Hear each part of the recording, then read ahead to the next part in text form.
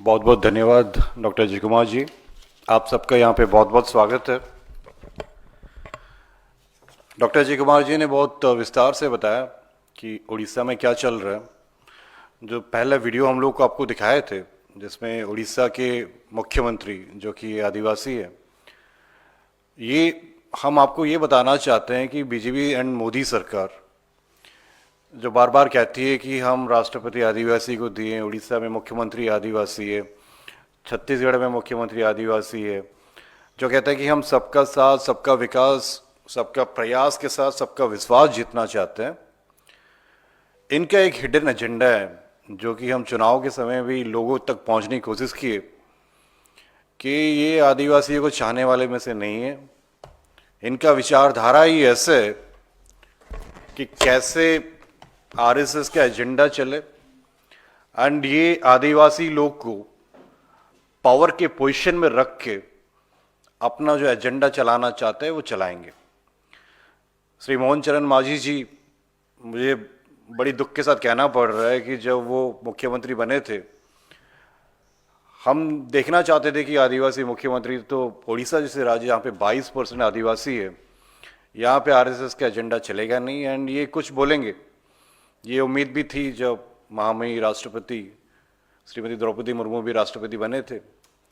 अब उनके खुद के जो वीडियो देखिए आप, उनमें कैसे घृण व्यक्त किया आदिवासी महिलाओं के लिए। उन्होंने कहा कि मेरे जिला में मेरे आदिवासी माँ बहन जो महिलाएं हैं वो स्वच्छ नहीं है, गंदे हैं, इसीलिए मुझे बाहर जाके शादी करनी पड़ी।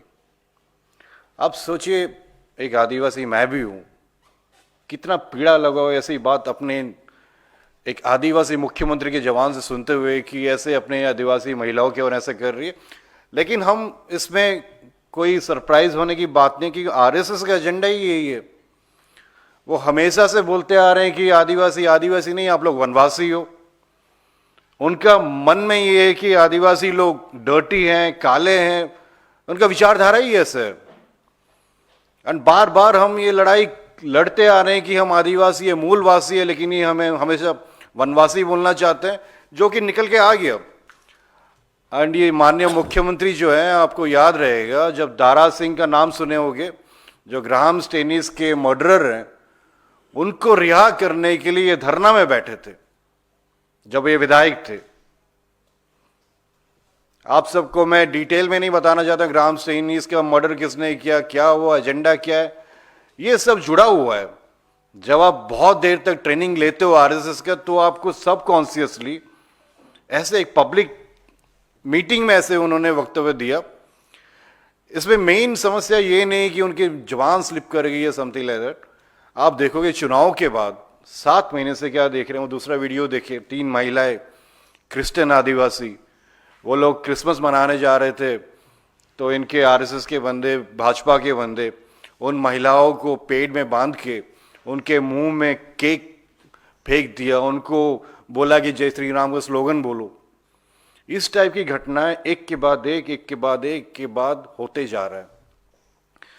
इसका जो पृष्ठभूमि है, मेनली उड़ीसा एक खनिज बाहुल एरिया है, माइंस एरिया है, आदिवासी लोग का रहन सहन माइंस में होता है। इनका एजेंडा ही डिफरेंट है।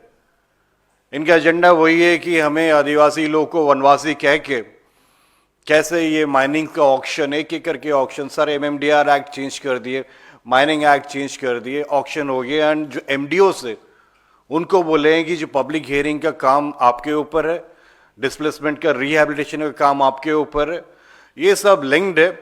एंड ये कुछ और चीज़ है, जैसे गंधमार्दन हिल्स है, जैसे नीलगिरी पहाड़ था वैसे गंधमार्दन पहाड़ है जिसको आदिवासी लोग पूजा करते हैं। अभी हम सुने कि गंधमार्दन पहाड़ के आसपास एक निजी कंपनी ने हजारों एकड़ जमीन खरीद के वहां पे एफोरेस्टेशन जो कांपा में होता है वो प्लांटेशन कर रही है। ये एजेंडा क्या है? हमें सुनने में आ रहा है कि नीलगिरी में भी वो लोग आग डालते हुए हैं, जो प्राइवेटाइजेशन का एजेंडा है।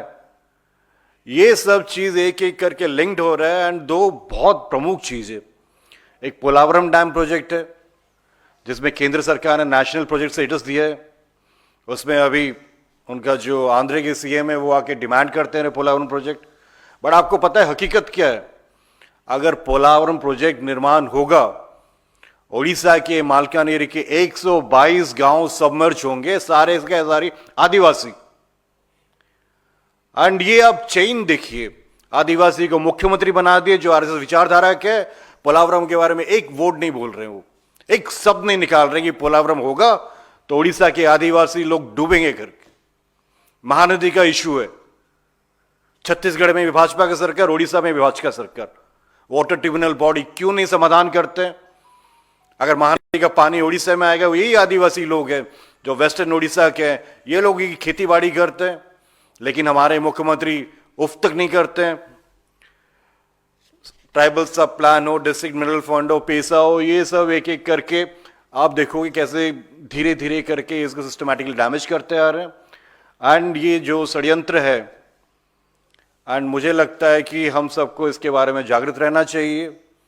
हम कड़ी निंदा करते हैं जो आदिवासी मुख्यमंत्री खुद आदिवासी महिलाओं के बारे में ऐसे वक्तव्य दिए। हम चाहते हैं कि वो माफी मांगे।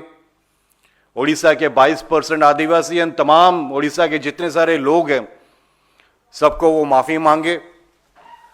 एंड जो अपना भूल किए हैं उसके लिए वो सबके सामने आके बोल दे कि नहीं, हमसे गलती हो गई है, हमें किसी ने दबाव दिया था इसलिए हम लोग ऐसे बात किए हैं। एंड जो ये भाजपा सरकार को चुनाव में जिता के ओडिशा की जनता ने भेजा है, हम चाहते हैं कि आदिवासियों के हित के लिए, वो आदिवासियों के स्वार्थ के लिए खड़े हो, दो लफ्ज बोले। खाली ऐसे नहीं कि हम मुख्यमंत्री बन गए तो सब काम खत्म हो गया। जो ओडिशा के आदिवासी हित के लिए जो डिस्प्लेसमेंट का समस्या है, जो नदी के महानदी का समस्या है, पोलावरम का समस्या है, जो आदिवासियों के ऊपर अत्याचार होते जा रहे हैं लगातार, जो डॉक्टर अजय कुमार ने बोला कि चुनाव के बाद से एक के बाद एक ये बढ़ते जा रहे हैं, इसको कम करने के लिए उनको प्रयास करना चाहिए। एंड जो इनका आरएसएस जो षड्यंत्र है, शिक्षा से लेके, लाइवलीहुड से लेके, लैंड से लेके, फॉरेस्ट से लेके, जैसे एकल विद्यालय से, इसमें भी आरएसएस का एजेंडा आदिवासियों को हिंदुत्व एजेंडा में डालने की कोशिश करते हैं। लेकिन अगर आदिवासी क्रिश्चियन है या फिर दूसरे धर्म को पालन करते हैं तो उनको बोलते हैं नहीं, उनको वापस घर वापसी करना है। लेकिन अगर कोई सरना धर्म आदिवासी पालन करते हैं तो उनको हिंदुत्व एजेंडा में लाने के लिए ये कर रहे हैं। एंड ये एक लंबी सोची प्लान है, धीरे धीरे करके एग्जीक्यूट कर रहे हैं। एंड ये आप सबको बताना चाहते हैं कि ये लड़ाई हम सड़क से लेके विधानसभा से लेके लोकसभा तक लड़ेंगे। एंड इनका जो एजेंडा है, हिडन एजेंडा, जो जन संपत्ति हम लोग का छीन के अपने पूंजीपति दोस्तों को देना चाहते हैं, ये होने नहीं देंगे, उनका एजेंडा चलने नहीं देंगे। एंड माननीय मुख्यमंत्री श्री मोहन चरण मांझी को उड़ीसा की 4.5 करोड़ जनता के सामने माफी मांगना पड़ेगा। यही बोल के मैं अपना यहीं पे समाप्त करता हूं। आप लोगों का कोई प्रश्न